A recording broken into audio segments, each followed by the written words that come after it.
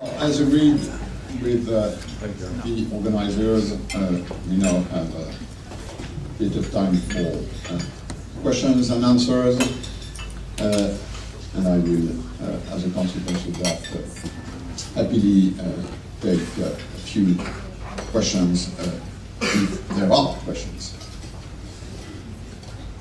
Yeah. Can you please give us your name and your reason for being here? Jamie Strawbridge from Inside US Trade. Reason for being here is learning everything I can about Doha, as always. And just hoping, Mr. Director General, you could elaborate on the end of October, when we get to that point, an opportunity perhaps for review of how we're doing. Do you think if by the end of October we're not showing enough progress in the cocktail approach, we should consider a change in strategy? And is that your views, or if members agreed to conduct such a review at that time? Thank you. Well, for those of you who are not pure trade wonks, the cocktail approach is the Geneva name for these small group meetings, which are taking place in parallel with official group meetings, and where ambassadors have decided to engage personally in testing a few ideas about convergence across the board. So we now have at work, since July, 8 or 9 small groups, ingredients of the possible final cocktail. Now, what I just said is that this is now happening, takes a bit of time, hard work, fairly technical, but with ambassadors who also have a political notion of what's doable and not doable. The reason why we will have to take stock of this around end of October is that in the WTO, the tradition is transparency.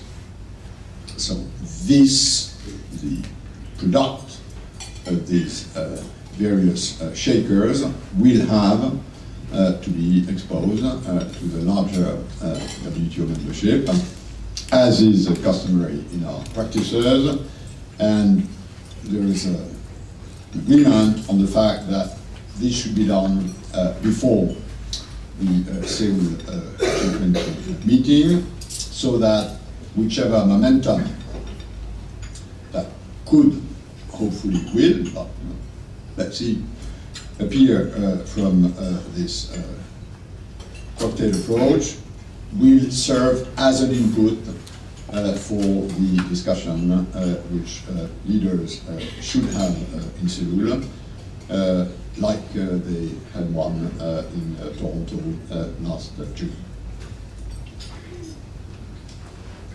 Other questions?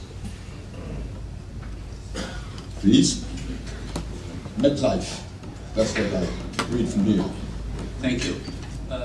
John Cook from the City UK.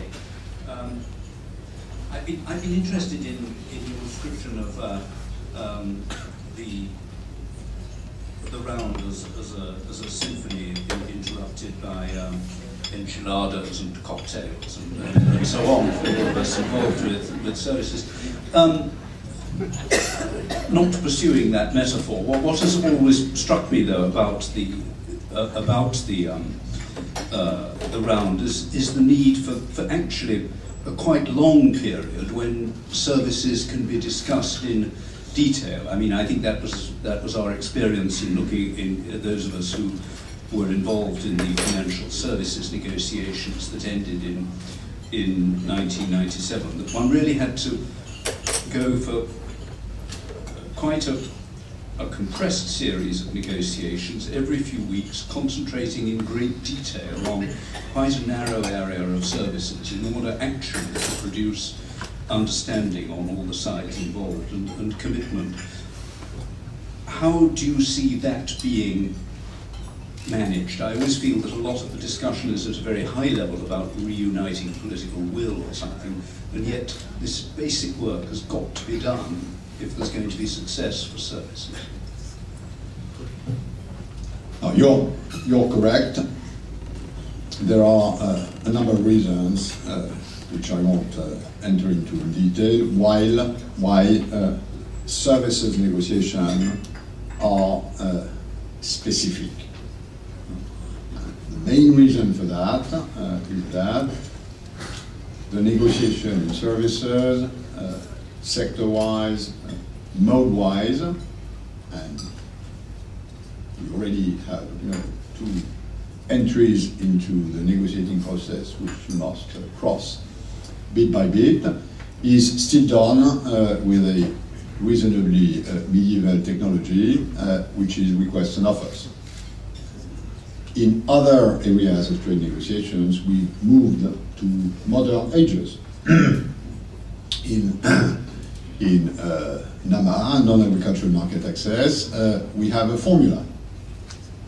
Of course, there's need to be a bit more than that, hence the sectoral negotiation, which is done with a request offer spirit. In agriculture, we have formula. In services, we still have this very complex process. And it only catalyzes at the end. It only catalyzes, let me move from the music analogy, which is dear to my heart, to a sort of a bazaar system. That's what the request offer is. And you start the discussion asking for the moon and being ready to pay 2 cents. There's a long discussion on this, and then at the end of the day, you say, well, that's not exactly the moon, but you'll have to pay more than 2 cents. And this horse for horse serious negotiation only happens at the end. Clever negotiators always believe they can cheat their colleagues until they realize that the train might leave the station and that it's time to give the appropriate price to the concession. So that's the politics of it.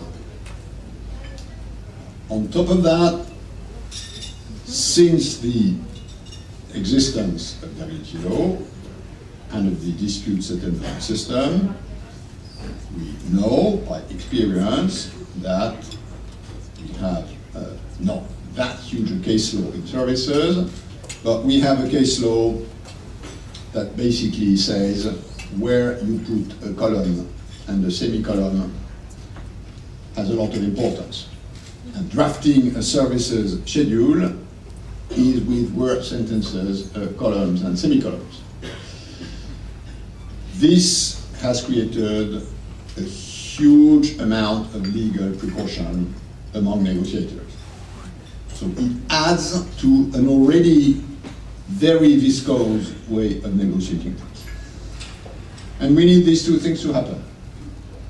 We need the bell of the final lap of the round to be heard, so that, again, it's horse for horse, and we need quite a lot of technical legal preparation, so that at the end of the day, the moment the thing will change, scheduling services commitments is ready.